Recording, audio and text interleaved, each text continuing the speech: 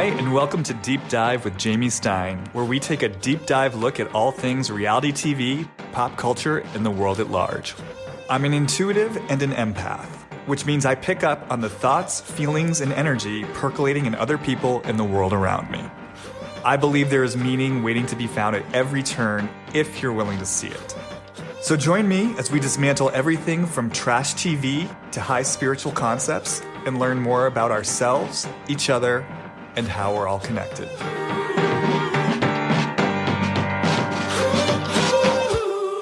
Hey everyone, and welcome back to another episode of Deep Dive with Jamie Stein. I know it's been a minute since I've released an episode. What can I say? Holidays, holiday travel. Been in a big creative flow with work and just have not been recording as consistently as usual. I think also, if I'm being fully honest while I'm sitting here, I think I've had a little bit of resistance to this episode. As you probably already know, this is a solo episode. I'm flying solo.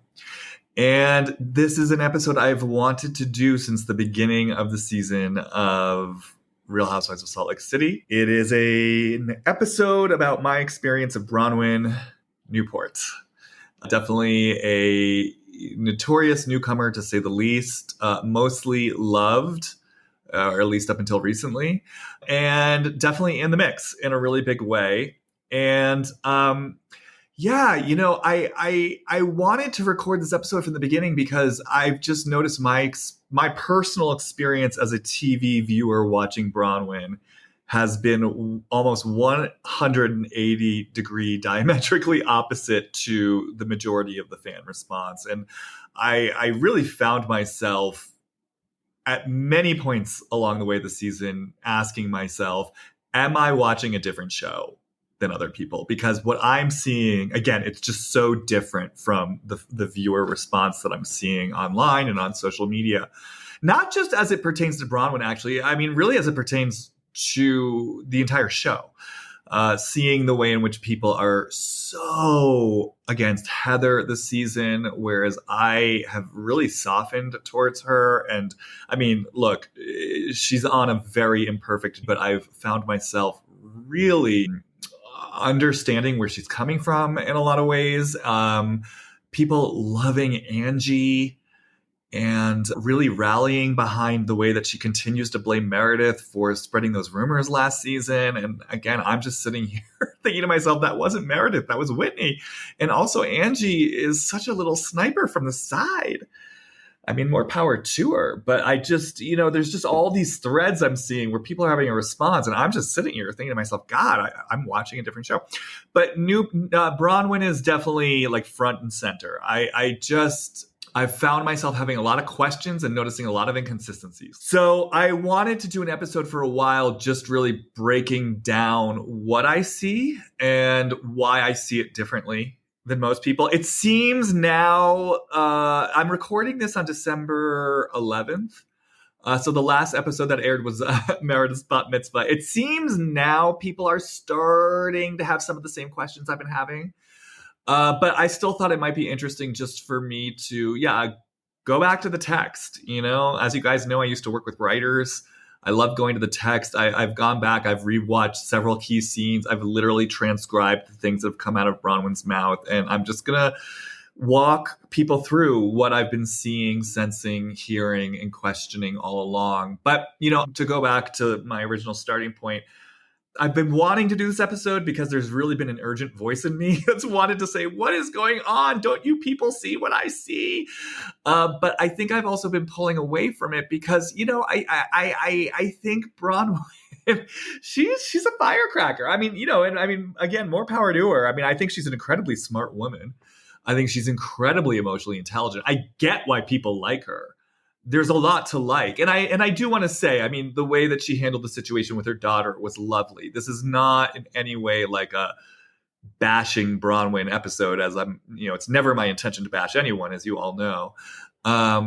But as a viewer, like I said, I've had a lot of questions and I think from the beginning, just to kind of start big picture with all of this. Well, first of all, I will say from the very beginning, from the first episode where she was introduced, when they flashed back to that scene of her having lunch with Lisa in Salt Lake City, and she was wearing that outfit in the middle of a Salt Lake City winter with the booty shorts, I can't even express what I felt in that moment. I literally felt overwhelmed watching her. It was so over the top performative in a way that I don't feel like I've ever seen or experienced on the show before. I mean, we've had a lot of performative housewives. A lot happens for the sake of the camera, but I was literally watching someone in costume. Like, that's what it felt like to me. It felt like I was watching someone in a literal costume performing a role on the show. And I remember I honestly was speechless when I saw her in that first lunch with Lisa. I felt overwhelmed by the performative nature of what I was seeing. And it's interesting, right? Because she gets so triggered when Brittany uses the word costume to describe her YSL outfit at that first event. And yet my first experience of her was, oh my God, she's wearing a costume. And then we come to find out later she wears literal costumes to go pick Todd up at the airport. So I think it's interesting that Brittany using the word costume was so triggering to Bronwyn. And I can't help but wonder if part of the reason why she was so offended by the word costume is because Brittany, in her misguided, unconscious attempts to connect, actually stumbled upon a word that actually has charge and value for Bronwyn, because that's really what I feel from her. I feel like she's dressing up in costumes. The words I always hear with Bronwyn, and I'm literally hearing them right now, like even as I speak, the words I always hear are, look over here, not over there. I get chills just saying it. Look over here, guys, look over here. Look over here. Don't look over there. Don't look over there. Look over here. Look over here at the outfit. Look at the makeup. Look at the marriage. Look at the money. Look at the philanthropy. Look at everything that I want you to see. Don't look over there. And then as I even say it, I'm feeling an energy in me now. You can't see me at home, but like my hands are moving as if they're juggling balls. Bronwyn feels like a living, breathing three-ring circus to me. And like I said, the words underneath the circus are just look over here, not over there. Don't look at the dog shit in the corner of the room. And yes, I'm being intentional. Like, she literally lives in this, expensive home with the expensive furniture, and there's literal dog shit and dog piss on the floor.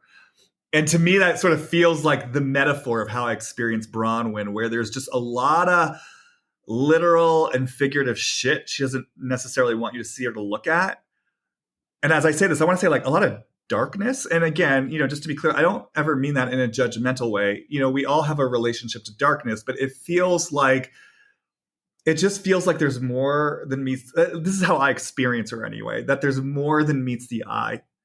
And that there's some sort of relationship to dark corners of the room and piles of shit in the room that she doesn't want you looking at.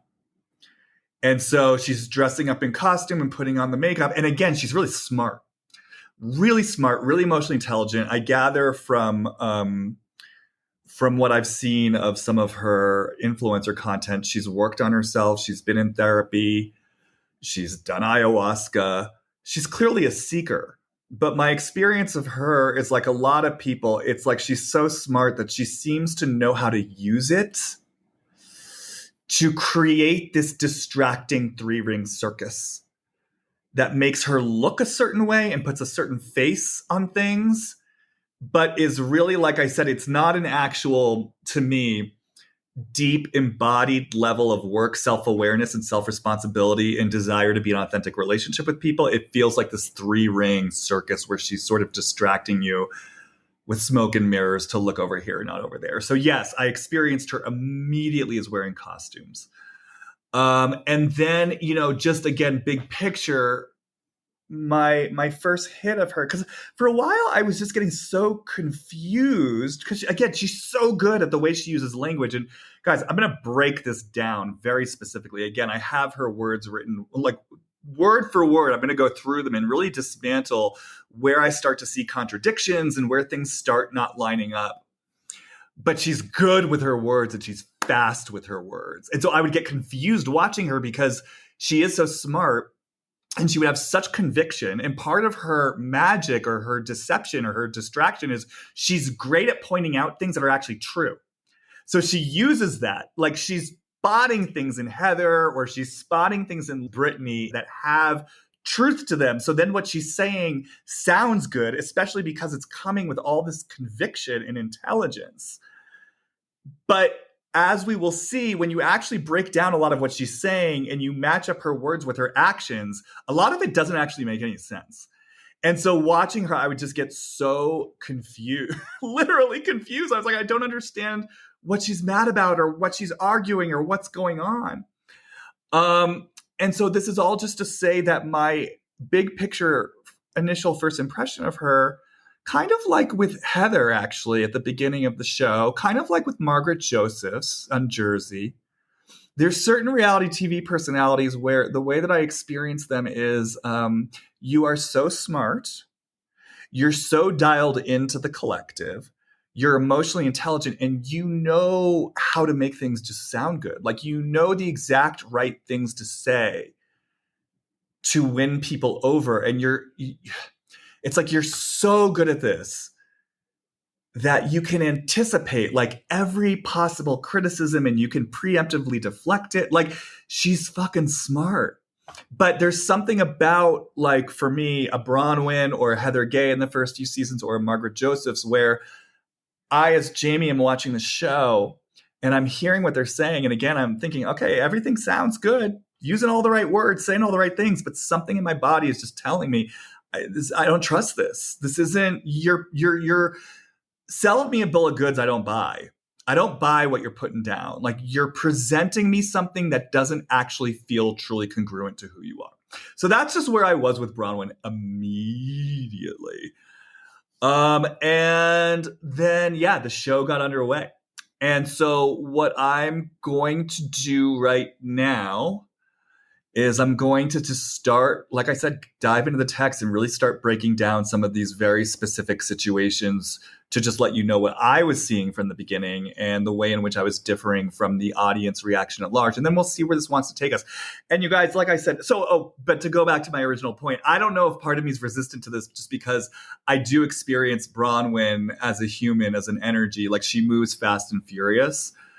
There's a lot of balls in the air. There's a lot of distraction. There's a lot of smoke and mirrors. She moves fast. She talks fast. And so I think part of me has been a little overwhelmed by like even going into this episode because there's something, I can feel it. It requires an energy in me just to slow. I mean, even as a viewer who doesn't know her personally, just to slow Bronwyn down and to start to dismantle this. I can just kind of feel it. It's like, oh my God. This is a lot, man. Isn't that what Whitney said at the end of the season premiere when everyone was coming at her? It's a lot. No, I mean, this is a lot. It's a Bronwyn's. You got to be ready to go, with Bronwyn because she's going to move fast and furious and she's going to like slay you with words. And it's like to actually take her on, you'd have to really find a way to slow her down and to start really parsing out all the ways that what she's saying doesn't actually make sense or line up with her actions. And that's when you're in real trouble. I mean, I'm jumping ahead because my sense of Bronwyn is I think she is causing a lot of chaos. I think she likes to create a distraction. And I really want to say, it makes sense to me that a lot of this would be blowing up in her face right now by virtue of being on the show because she's used to being a one-man band. She's an influencer. Prior to this. So she's running the show, controlling the flow of content. And she doesn't have cameras on her. She's out in her life having different conversations with different people. And again, we're going to get into this. She's really good at what she does. We're going to identify some of her trademark deflection skills that get exposed now by virtue of being on a TV show where she's being filmed and she has co-stars who are going to start comparing notes. This is new for Bronwyn. I don't know that she knew what she was getting into. I don't know, in the place where a lot of these defense mechanisms and defense strategies are probably unconscious, I don't know that she quite banked on how effectively the show might unwittingly undermine how she usually goes about things. Which is all just to say, my sense of Bronwyn thus far is I think when she gets caught, I think when her spot gets blown up, I'm even feeling it. Like that's where I think things get very, very uncomfortable for her. And then I think she goes in for the kill. I think that's where she gets quietly vicious. And so it makes sense, right? If Brittany unwittingly used a trigger word, costume, and kind of unwittingly pointed out like a performative aspect of Bronwyn's, it might make sense then why Bronwyn now goes so hard after Brittany all the time. But I'm getting ahead of myself. We're going to get into all this because I think this also plays into her conflict with Heather. But it is just to say that, as a general note up top, I do experience Bronwyn as someone who kind of likes to get away with what she does. And when someone kind of calls it out, that's where she shifts into quietly vicious mode and she goes on the attack. The other thing I'm going to say before I dive into the text, you guys, is something that I thought was really revealing that kind of confirmed how I've been experiencing Bronwyn this season and relates to what I'm saying is well, I'll say this. I was sort of researching her a bit and going on Reddit and stuff. And, people have been posting content that she has shared via her Instagram in the years prior to the show.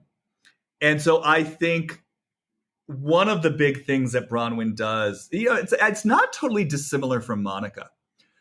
You know how like Monica came onto the show and immediately outed herself for, I had an affair with my brother-in-law. It's like Monica preemptively, defensively outed her own shit so that she could kind of get ahead of it. Now, Monica, I don't think is anywhere nearly as savvy as Bronwyn. So when Monica did it, to me anyways, it was much sloppier. She almost kind of like reveled in it. Like she would trot it out like a party trick. I had an 18-month-long affair with my brother-in-law. Ha, ha, ha, ha. Like there was almost like a shock value that she liked with it. It was very, to me anyways, it was very transparent what she was doing. Bronwyn, on the other hand, I think she does something similar where she likes to call things out about herself before anyone else can get a chance to do it. But then she spins it in the way that she wants to spin it. So, she's been very forthright about a lot of things in her social media, like some of the, what I call the darkness, some of the darker aspects of her life. She's sort of talked very transparently about, but she puts this kind of smiley face on it. So, one of the things that she talked about, and this is why this came up, is she talked about how, I guess when she was at BYU prior to getting pregnant with Gwen, I guess she was at BYU, but she resented being at BYU. She was at BYU, but she didn't want to go to BYU. And so she talked about how on the surface, she would kind of act like the traditional, typical, like dutiful, responsible BYU student. But behind the scenes, she was breaking the rules. Behind the scenes, she was breaking the honor code. She was drinking. She was having sex. And she talks about it. She was like, it was kind of like my fuck you. It was like my quiet rebellion. And I just mentioned that because so there was like a division there, right? Again, look over here, not over there. I'm playing the part of the good girl over here so that you don't see what's happening over here in the darker corners where I'm kind of like, I kind of want to say like being a rebel, breaking the rules, but that doesn't even quite feel like the flavor of it. It feels like this part of Bronwyn that likes to like fuck with people, fuck with the system, fuck you, like fuck you. I'm fucking with you and I'm having a good time doing it, And so again, there's this kind of like duality or division where it's like she's playing a part that looks really good and has this kind of like chipper smile on her face, good Mormon BYU student over here, but then breaking the rules is a fuck you over there. And that's kind of how I experience her still to this day. I'm putting a certain face on things so you don't see how I'm actually fucking with you behind the scenes. And the reason why I mentioned like preemptively calling herself out, it's like even the way she talks about that now, like when I read this sort of Instagram post and she talks about, I did this and I was breaking the rules and I was doing that. And I don't know, this isn't exactly what she said. I'm sort of spitballing, but the tone of it, the gist of it was like, well, and since then I've done a lot of therapy and I figured things out and I have so much compassion for who I was back then. And this is what I'm saying. It's like she's already packaging it as I did it. I understand it. I'm naming it. And hey, here's the pretty bow on it. And I've learned the lesson. And I've kind of written the narrative before anyone else can write the narrative for me. And I want to be clear, there'd be nothing wrong with that if it's true. You know what I mean? Like if she did have a difficult upbringing and then did a lot of work on herself and then came through the other side and had learned the lessons, wonderful, impart those lessons. I guess what I'm saying is, for me, in this particular case with Bronwyn, I kind of, as a viewer, not knowing her personally, never met her, I question whether she has actually truly learned those lessons, come through on the other side. Again, I just feel something in Bronwyn where it's like, I start to do work on myself, I start to learn things, and then I use that immediately to like package my dark past in the way that I want it packaged. And kind of like Monica, I'm putting it out there before anyone else can like dig it up. And I'm putting my spin on it. And I'm saying, look over here, not over there. Oh, and by the way, if you look over there and if you call me out, I'm fucking coming for you, because how dare you blow up my spot? I'm the one who blows up spots. That's what I'm hearing right now from Bronwyn. I'm the one who blows up spots. Yeah. I mean, I wasn't expecting this to come through, but if I just let myself follow it, like, and I fucking love it. I love blowing up people's spots. There's something about like exposing hypocrisy, exposing double standards, because look, it's embedded in her history that we know of, right? It's like she resented the whole BYU Mormon thing and she paid a price for it. We know she paid a price for it. She has this very tragic, difficult backstory, with this unplanned pregnancy. And so it's like, if we're looking at her life from a place of pattern, I'm sure there are a lot of ways that Bronwyn was navigating what she experiences double standards and the price she paid as a result of them. So I can imagine there might be something in her that, yes, loves playing the role of the good girl who gets the love and pleases people, but then gets to blow up spots in the background, but put a smile on her face and act like she's not getting enjoyment out of fucking with people. Somehow she manages to package it in this sort of like righteous way that looks good, sounds good, and is sort of all wrapped up in like psychology speak. But I think underneath that, there's something in her that really likes to stir up trouble. Again, it's that rebel that was drinking and having sex while pretending to be the BYU honor code. And I mean, this is the last thing I'll say. I mean, really, you guys, if you go and look at her Instagram content, like, I found something on Reddit, like someone dug up a post where she was talking about not getting cast on the show a couple years back. And, just the way, it's like this photo of herself, like smiling big, she looks like so innocent. And she's just talking about, yeah, I didn't get on the show. And, ultimately, I don't know that like viewers would really like someone who's just philanthropic and into her charities and loves dressing up and has a functional marriage and loves to support other women. Like there's this face she puts on herself that's very kind of, I think I even saw at one point she used the word golly, and she uses a lot of exclamation points. There's just a tone to it that I think belies what I feel is that sort of rebel underneath her that likes to fuck with people, blow up spots, and do some naughty stuff in the shadows and get away with it. Okay, so that's like big picture stuff. So let's jump into the text, you guys. So okay, and I don't know. I'm gonna probably record this in shorter chunks just because I am so kind of wiped out at the end of the year.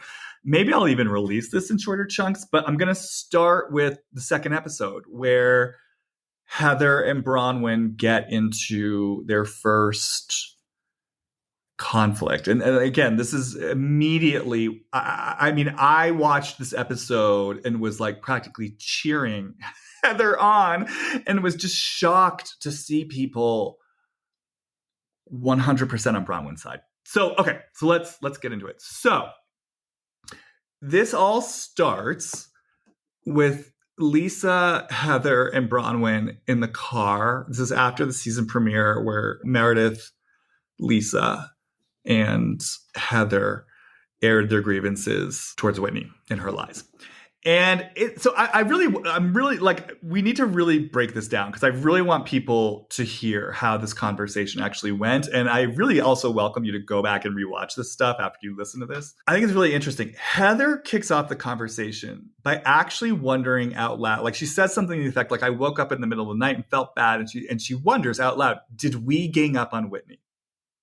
So I just like really want to point that out. Like from the beginning of the scene, Heather is actually coming in, questioning her own behavior from the previous night, wondering if they were too hard on Whitney, if she was too hard on Whitney, and holding this question of, did we gang up on Whitney? And I'm saying this because it is literally then Bronwyn, you guys, who says, and I'm reading this verbatim, no, it didn't seem like a gang up to me because it seemed like the way it was ratcheting up was like Whitney. So I just really want to say this out loud, that Bronwyn hears Heather asking, did we gang up on her, has an opportunity right now to, present a middle ground if she wants, to speak on behalf of Whitney if she wants, and literally says, no, it wasn't a gang up because essentially Whitney was the one who escalated it. That is literally what she's saying here. Then she proceeds to say, the whole like, do you want to see the healed Whitney? I was like, did we practice this in the mirror at home? Little tears were eking out. I was laughing so hard. I was like, it's just so trite. I can't. So you guys, I just think this speaks for itself. I mean, she's literally making fun of Whitney. She's literally saying it was so trite. I was laughing at her. And she's saying in a very kind of denigrating way, basically, that like it was premeditated. It was calculated. It was practiced. It was rehearsed. And it was so performative. Again, isn't it interesting that she's criticizing someone else for being performative when I actually experience her as performative, that she was laughing. So she is saying something very clear here, and she's saying it in a very clear tone. Okay, you guys. So now let's contrast this to the little bit that we saw Bronwyn say to Whitney. We didn't get the whole scene. We just got like a flashback of it. But this is what we heard and saw. Bronwyn says to Whitney, at the dinner the other night, I was like, Whitney and I have a lot in common. And I was happy talking to you until it got interrupted. So let's just stop right there. Because just from that one sentence, you guys, she is already singing a different song than what she said to Heather and Lisa. Because remember, with Heather and Lisa, she said it seemed like it was Whitney who was ratcheting it up, aka Whitney was responsible for how it escalated. Now with Whitney, what she's saying is, oh, I was having such a good time connecting with you. I thought we had so much in common until we got interrupted by others. So right there's an implication with Whitney. She's playing into this idea that everything was fine between her and Whitney until others brought their escalating drama into the situation. So I just want to point this out, you guys. Like, it is in black and white right there. With Heather and Lisa, she's saying Whitney escalated it. With Whitney, she's essentially implying that the other women escalated it. And she's framing it in a way where it's like she and Whitney were kind of the victim in the situation, or Whitney was the victim in the situation, and the other women were the aggressors, right? So the conversation continues. And Bronwyn says to Whitney, I'm not saying you were wrong. And it was quite a moment to be like, do you want to meet the healed me? I was like, I wonder if she practiced in the mirror at home before, because it was iconic. You guys, I mean, do I even need to explain this? So, this is what I'm saying. Bronwyn is so fucking brilliant at what she does. Is she more or less saying the quote unquote same thing that she said to Heather and Lisa, in the sense that she is re-articulating the sentiment of, oh, did she practice this in the mirror at home? Yeah, technically, she's using a lot of the same words. Technically, she is communicating the same sentiment. Did Whitney practice this at home, right? The tone is so different. And the implication is so different because with Lisa and Heather, Bronwyn says, little tears were eking out. I was laughing so hard. I was like, it's just so trite, I can't. Making fun of her for practicing this moment at home. With Whitney, she literally says, I wonder if she practiced this in the mirror at home before because it was so iconic. So it's no longer trite. She's no longer laughing at her. It is, in fact, iconic. So let's just name, this is two totally different tones. She is 100% telling the different women what they want to hear, albeit with a similar sentiment. Now, what's brilliant about this, and this is where we start really identifying more of like Bronwyn's tricks, is that, and this is why I think this is something she probably does a lot. She's so good at this. What she is essentially doing, and I clocked this right away, and it's what she ends up doing at the ropes course, is she's essentially more or less saying the same thing to Whitney that she said to Heather and Lisa, so that if and when it comes out that she was saying something like this to Heather and Lisa, she can then say, oh, but I told Whitney the same thing. I told Whitney the same thing to her face. I told her, oh, did you practice this in the mirror at home? Right? She's got that now as a cover. But she's so smart because she's tweaking it a little bit so that the tone matches the audience. And she's telling each audience what the audience wants to hear. So that particular audience thinks that she is on their side, but she can still cover for herself if she needs or wants to by saying, no, I said the same thing to you that I said to them. So this is what I'm saying. She's really clever. She's really good at what she does. Okay. So I just want to clock that she was, in fact, speaking out of both sides of her mouth. Okay. So let's now bring this to the ropes course lunch, where Bronwyn and Heather start to really get into it. Because again, I just feel like this is something that's been so misunderstood on Heather's behalf. So I really want to point something out. There's a bunch of things. Guys, I'm starting. There's just things I need to point out here. This whole situation lifts off because Bronwyn literally inserts herself into the situation between Mary and Brittany.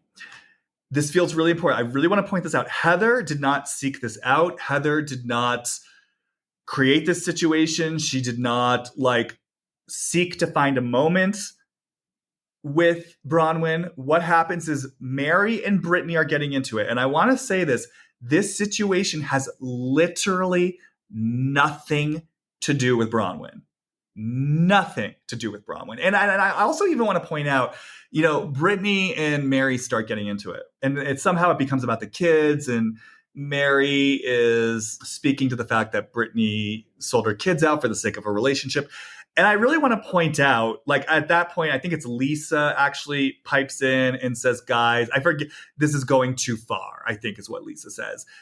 And the reason I point this out is this is an example of someone clocking where the situation is going and actually trying to diffuse it, actually trying to play peacemaker. And I'm just pointing this out because Bronwyn decides to jump in to a situation that has nothing to do with her. And she literally says, Mary's not wrong. And obviously, Brittany has a response to this. And then Bronwyn continues. I'd like to learn something about Brittany that doesn't feel unhinged. And then she even continues, everything I've learned about you feels unhinged. And again, I just want to pause here, you guys. It's as I said, this has nothing to do with Bronwyn. And it's she's jumping in for reasons we don't know. This has nothing to do with her. And she's actively escalating the situation. And she's going hard on Brittany. And I'm saying that for a reason. I'm going to come back to this in a moment. She is going hard. And then she continues, all I know about you is the party, meaning the season premiere party. And you came in hot and wild. Which, by the way, again, this is sort of what I'm talking about. It's Bronwyn goes so fast and she says these things. And it's I don't know, when I that when I slowed it down and paused it, I was like, really? I don't know that I'd say Brittany came in hot and wild. I mean, she put her foot in her mouth. She couldn't read the room with Bronwyn and Mary. She made some faux pas. It felt to me like she was trying to connect and just, again, not reading the room. To say she came in hot and wild feels like a stretch to me. It feels like one of those things that Bronwyn throws out because it sounds good. And again, this is what I'm saying. She knows how to say things that contain seeds of truth, because the truth is Brittany is a bit hot and wild. So she is the woman who will stand up at the group event and suddenly make like an unhinged toast. And she is the woman who will put her dysfunctional relationship front and center. I mean, there is something a little bit unhinged about Brittany, right? So Bronwyn is speaking to something that has truth, but it masks the fact that she's inserting herself into a situation that has nothing to do with her. She's purposefully escalating a situation that really doesn't need any help getting escalated. And then she's also throwing out things that also don't feel true at all, like Brittany coming into the party hot and wild. If anything, I feel like Bronwyn came into the party hotter and wilder in her like insanely conspicuous YSL outfit. So this is all just to say Bronwyn's going really hard. So then I think she starts going in about the fact that she used the word costume and then she used the word poor, which, again, why is this incensing Bronwyn so much? I mean, if I'm being honest, I have a feeling that Bronwyn is at least in part triggered by Brittany, because I think Brittany is someone who's visibly thirsty, as the kids say, and I think her desperation is very visible. Again, she's not as suave as Bronwyn, and I think there's something triggering to Bronwyn about seeing someone externalize the very thirst that she kind of keeps cloaked and hidden in herself. And again, I think Bronwyn is someone who gets a pleasure out of blowing up people's spots. And I also think she's jockeying for like a power position in the show. But regardless, Bronwyn's going in on her. And so then she says, so she's talking about the words that Brittany used. And Bronwyn says, at a certain place, all these words matter. And you've got to get in the mix on what the words mean. Like, girl, get your words tight. So Bronwyn says it right there. She's going in hard on Brittany. And the message she's bringing to Brittany is, be smart with your words. Choose your words carefully. Literally, get your words tight. That is the moment where Heather chimes in. Okay. Now let's go back to some background here. Heather has been told by Whitney when they met at the crystal shop that she met up with Bronwyn, and Whitney says to her that Bronwyn was super supportive when they met up. Now, again, me watching this, Jamie, I totally understand why Heather would be confused by that, because Bronwyn was saying something very specific in the car with Lisa and Heather. She was saying Whitney was the one who escalated the situation. Whitney was performative, and it was so trite that I was laughing so hard at her that I cried. So for Whitney to then say, I met up with Bronwyn and she was super supportive of me, I totally understand why Heather would clock that. I totally understand why Heather would be suspicious of that. So coming back to the ropes course scene, Bronwyn says, get your words tight. That is the moment where Heather jumps in, and she says to her, I think quite rightfully, if we want to get our words in order, you've got to get your words in order with all of this group, because you've been telling everyone a different story. Now, first of all, again, I was cheering Heather on at this point. I was like, yep, she's right. She's calling Bronwyn out. But what I think is really important here to name as we dissect this conflict is that Heather in this moment isn't really doing anything different than what Bronwyn is doing. In fact, she's doing exactly what Bronwyn is doing to Brittany. She's calling her out. She's calling her out for the words that she uses. And so Bronwyn's defense to Heather, like I said, I mean, she does exactly what I talked about before. She says, I laughed at this girl, meaning Whitney, and I said that to you too, meaning Whitney. So this is exactly what I was talking about before. She said to both parties that, did she practice this in the mirror? And I was laughing. But with Whitney, it was iconic. And with Heather and Lisa, it was trite. This is what she does. She covers herself by saying the same thing, but changing the tone. Okay, so Heather continues. If you're going to say let's own our words, then let's all own our words. So again, yeah, I'm with you, Heather, like 100%. So Bronwyn then counters, no, you're not saying let's all own our words. You're saying I, meaning Bronwyn, should own my words. Basically, Bronwyn is implying that she's being singled out by Heather. And she's taking umbrage on that. Like she's basically saying, like, you're singling me out and you're calling me out, and that's not fair. But again, like to me, this is just such a deflection because yes, Heather is holding Bronwyn's feet to the fire in terms of the words that she uses, but she's doing that because Bronwyn was doing it first to Brittany. Bronwyn was singling Brittany out and actually like ganging up on Brittany because Mary was already singling Brittany out. Bronwyn was singling Brittany out and giving her a hard time about the words that she used. That, again, is what triggered Heather to do the same thing to Bronwyn. Heather was essentially and rightfully pointing out that Bronwyn is being a hypocrite right now.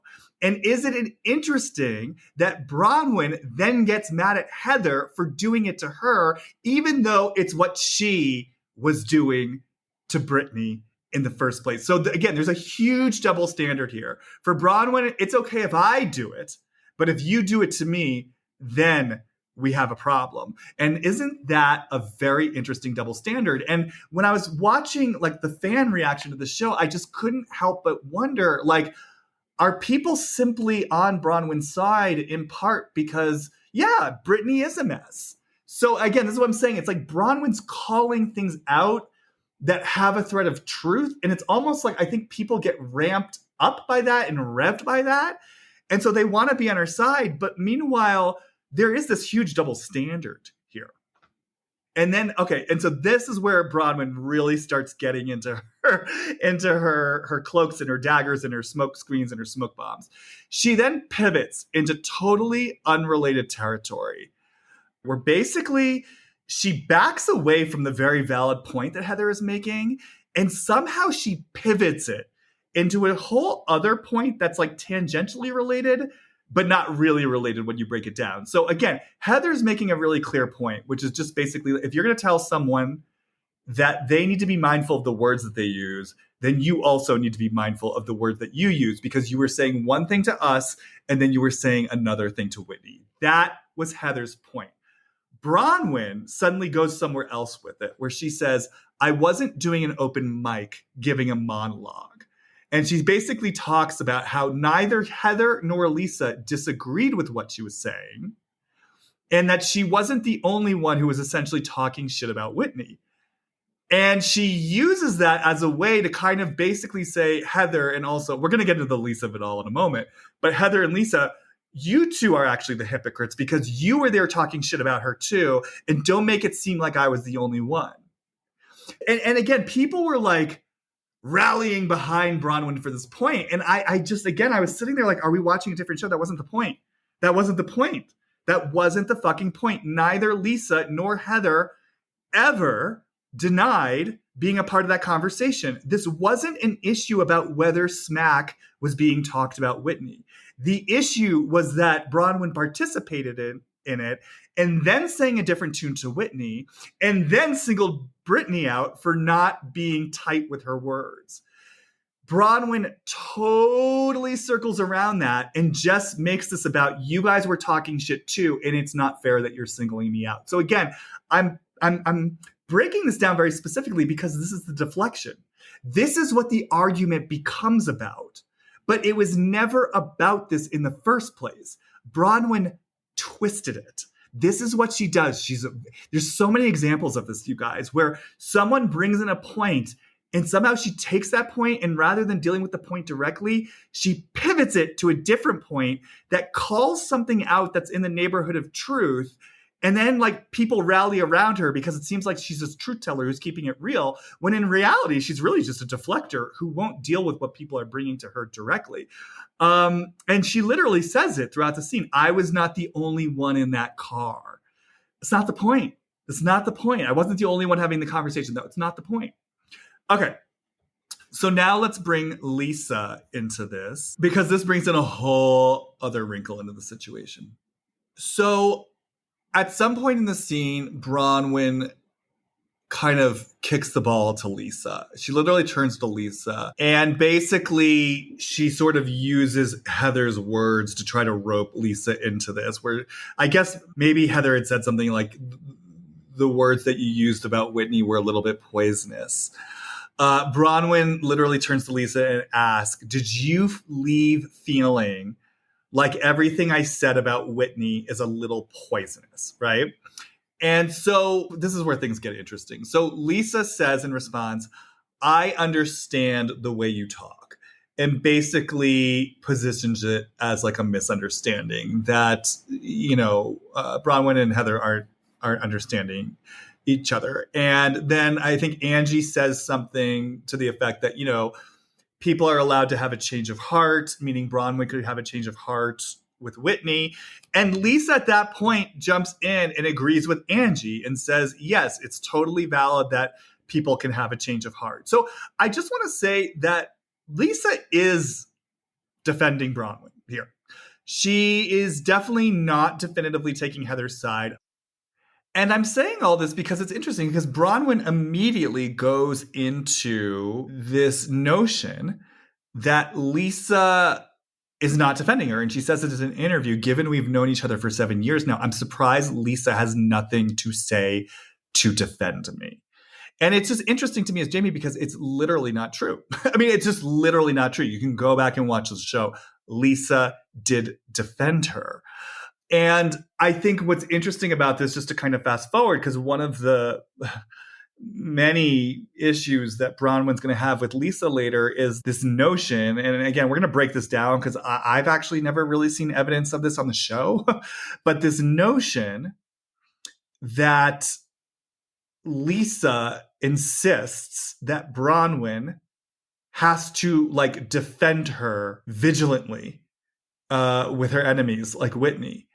Again, I've actually never seen Lisa make this request, so I'm not quite sure where Bronwyn is coming from with this. But what's interesting to me is actually, though I have never actually seen Lisa make this request of Bronwyn clearly has that request of Lisa. So this is a first example of like maybe some projection that's going on here, because when you have Lisa actually speaking up on your behalf and you have Lisa essentially defending you, but it's not enough of a defense for you. Like basically what Bronwyn is saying is it's not enough that Lisa says it's a misunderstanding. It's not enough that Lisa is saying Heather doesn't sort of get my style of speaking. It's not enough that Lisa is saying, okay, maybe Bronwyn had a change of heart and she's allowed that. Bronwyn clearly wanted Lisa to come in hard and to defend her hard. And then when Lisa didn't do that, Bronwyn turned it into, she literally, this is what Bronwyn says, she has nothing to say to defend me. And again, later on in the season, it's going to be Bronwyn accusing Lisa of, I have to ride your dick hard for you. Da, da, da, da, da. Now, part of why I'm bringing this up, you guys, is, because Bronwyn has a lot to say about like the history of her friendship with Lisa and the way that she basically feels disappointed with Lisa as a friend and sort of felt like Lisa should come through for her more as a friend. I want to rewind this episode and go back to the scene where Bronwyn meets up with Angie at the salon. Okay. So you guys, once again, I'm going to compare and contrast what Bronwyn was saying to Lisa at the top of the episode compared to what she's saying to Angie at the salon. Okay. So when this episode opens, it's just Bronwyn and Lisa in the car. And, Lisa just asks her, how'd you feel about last night? They're decompressing the night. I want to point this out. Bronwyn literally says to Lisa, I felt like you were right about most of what you were saying. So that right there, she's basically setting it up that she agrees with Lisa. She's saying, Lisa, you were essentially in the right. And then she says, but I think I was more worried about the fact that I love Angie, but I don't think she was getting that she wasn't helping Whitney, but she was upsetting you and Heather. So again, Kind of like how later she's going to talk about how Whitney escalated the situation. Right now, she's basically saying, okay, Angie wasn't being productive, and essentially she was escalating the situation. So that's how the episode starts. It starts with Bronwyn saying, Lisa, you were right. And Angie, God bless her, was escalating the situation. Okay, now let's go to the salon with Bronwyn and Angie. What she has to say at the top of the scene to Angie is, I love Lisa, and we're always going to be friends, but nothing that was said about her was untrue. I think that Whitney does probably feel like she has to do what Lisa wants a lot. So again, you guys, I mean, look, Bronwyn, like I said, she's really good at this. She's presenting, whether it's to Lisa and Heather, Angie, or Whitney, she's not presenting things in an actively bitchy tone. I mean, literally, look at how she does it. It's like parallel language. She says to Lisa, I love Angie, but. Then she says to Angie, I love Lisa and we're always going to be friends, but. She makes it sound like, again, this is the golly gee, the good BYU student who uses the exclamation points. Look over here, not over there. The people pleaser, the good girl, the one who doesn't like conflict, the one who loves to support women, right? But with Lisa, she's saying most of what you were saying was absolutely right. With Angie, she's saying, well, I don't think anything Whitney was saying was untrue. She probably does have to like cater to Lisa. These are two very different things that she's got going on. Very different than the original scene. She's almost literally talking out of both sides of her mouth. Now, part of the reason why I'm bringing this up again is because we have Bronwyn later questioning her whole friendship with Lisa because they have a 7-year friendship, and apparently Lisa's literally not defending her, even though Lisa is actually defending her. You know, and there's this way in which Bronwyn's sort of getting on her high horse about their friendship and where it's all gone. But meanwhile, we have evidence of Bronwyn literally going to Angie minute 1 and in a very sort of passive-aggressive way, slyly talking shit about Lisa and communicating something different than she communicated to Lisa in the first scene. So again, like what's good for the goose is not good for the gander. Apparently, Bronwyn can demand undying loyalty from people, but she doesn't have to give undying loyalty, right? And then this is where things really get interesting. I believe Angie mentions that Brittany was still talking about Bronwyn's YSL outfit, her costume, right? And it's so interesting to me because Bronwyn then says, I think this is an interview. This reminds me of when I was in BYU and I was 19 and pregnant and other women were judging me and talking about me. And that has not gone away. And then she actually says, women like Brittany are the reason I struggle to have strong female friendships. What I find so interesting about this is that Bronwyn then starts getting quite vicious and mean towards Brittany. I mean, she's actively mean. I mean, literally says, she's talking about her outfit again and says that, she doesn't think that Brittany could even put the 3 letters YSL together, and then goes out of her way to say, and I actually mean the letters. I'm not talking about like the actual formal brand names. I'm talking about she can't even put the letters Y, S, and L together. She's getting quite mean-spirited now. And so I just think it's really interesting that she's sitting here talking about how Brittany reminds me of when I was in BYU and the other women were judging me and talking about me. And yet that's literally what she's doing right now with Brittany. She's literally gossiping about Brittany, judging Brittany, and being mean-spirited about Brittany. And again, like, let's just be clear. There are other ways to handle this. If she's really hurt by what Brittany is saying about her outfit, she could articulate that. She could say, you know what, it really hurts me that Brittany is talking about me behind my back, about my outfit. This actually takes me to a really vulnerable place in my past. Like, there are so many ways that she could have dealt with this. And instead, she chose to do the very thing that she's saying she was victimized by in her own life. And then she says at the end, I'm always waiting for someone to let me down. Which, again, I just think that's really interesting given what we've already outlined. Given the fact that she's already covertly sort of, I don't know if I want to say talking shit about Lisa, but kind of throwing Lisa under the bus, given the fact that she's already sort of being mean towards Brittany, given the ropes course situation, the way that she literally invents the fact that Lisa isn't defending her. It's like I'm always waiting for someone to let me down. And yet it seems to me, in the place of self-fulfilling prophecy, she's kind of the one who lets other people down, but it's almost like she's looking to be let down. I mean, certainly that's the case with Lisa when she says she didn't say a single thing to defend me. Again, Lisa did say something to defend her. So it's like she's looking to be let down.